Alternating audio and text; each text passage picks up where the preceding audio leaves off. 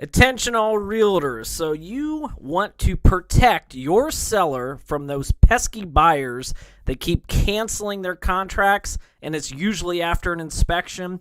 So stay with me. I'm going to go over some tips and tricks to help and protect your sellers in the seller's market from buyers that keep backing out right after this.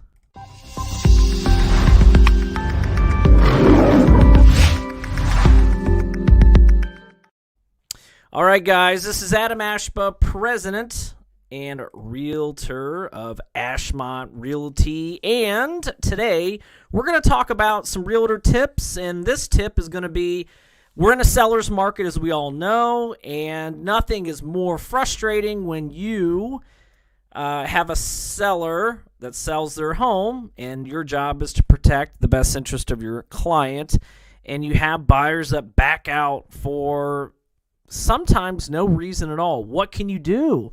What are some tips and tricks that'll keep from that happening? We're going to cover those, and you know, it happens all the time. I always say, you know, the first step is selling a house is getting an executed contract.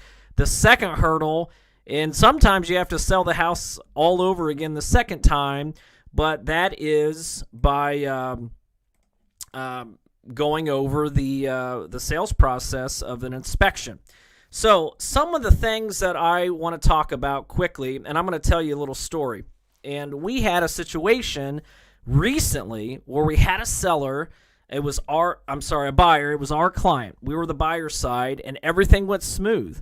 Long story short, when on the way to closing, the buyer, which is our client, decided they didn't want to buy the property for no reason. Now, that is very rare. That's never really happened before. But what do? I don't want to go. I'm not an attorney, and I'm a real estate broker and a realtor. But if you want to seek out more legal advice, please do so. But the issue is you can get in a lot of hot water, and there might be some ways that you can prevent this. Now, sometimes there's personal issues. We've had issues from during the buying process. I've had clients that had an illness. There are some issues. Then other times you hear of just divorce, two couples breaking up or something, which they can't fulfill. So I'm going to give you a couple tips right here about ways that you can protect your sellers, that you might want to think about this, especially in a seller's market that we're currently in. So the first one, I know this sounds stupid, but the last listing that I had two offers over full price that the buyers never even looked at the property. So did the buyers, and that sounds silly, but that is a question on a multiple offer situation in which you're going to have to ask those buyer agents, did your buyer even look at the property?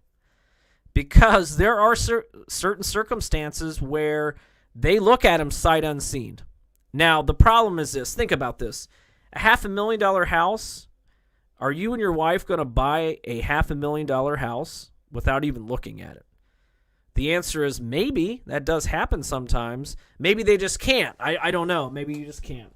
But the odds of them executing the contract, going out and doing an inspection, and then them finding reasons why not to buy the house is great. So I would be very, very weary of signing any executed contract with the buyer that they haven't even seen it. And Zoom or FaceTime does not count, okay? So make sure that the buyer that actually is buying the house puts in that they physically see it, because they could go out and look at the house and say, you know what, the layout's wrong, I don't like it, and cancel. There's nothing you can do about it from a seller standpoint. Or they could go in and say they don't like the green carpet. They didn't know the carpet was green. They could cancel that contract because they're within that inspection period, okay? Next is get more earnest money. Okay, now in our market, rule of thumb is 1% of the sale price. That's still pretty steep. Most earnest money, if you get any in our market, is anywhere from $500 to $1,000. I've seen a couple $1,000. but $2,000 to $3,000 earnest money is pretty steep. Most of the time, it's usually $1,000, maybe $500 on some smaller homes. Now you can say, hey, if you're gonna purchase this home, we want some more earnest money. Now the issue with earnest money is, and we'll touch on this with that story I talked about earlier, is that you still have outs in a contract to get that earnest money back as long as you fulfill the contract's parameters. Okay. If you're showing up to the closing table and you decide not to buy it for no good reason, then obviously you're going to lose that earnest money. Okay. Now, the next tip I'm going to cover, so this is the third tip, is make earnest money non-refundable. Pay it directly to the seller, no escrow. So what does that mean? That means if you look at a house and you love the house and you'll say, listen, I'll give you $3,000 and there is no refund. Take my contract. Here's $3,000. If I decide for any reason not to fulfill this contract, you can keep the $3,000. That's helpful because, if they back out, most of the time, people who back out of a contract usually have the house tied up for a couple weeks.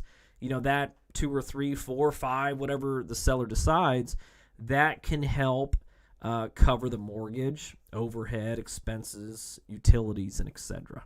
Okay? So, go back through it. Make sure the buyer looked at the property. Get more earnest money.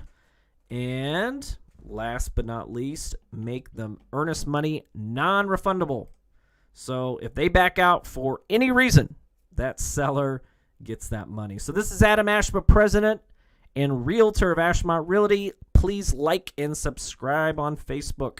We put out new realtor tips all the time. And you can find us at Ashmont Realty on Facebook. So again, this is Adam Ashmont, Realtor and President, and we will see you next week.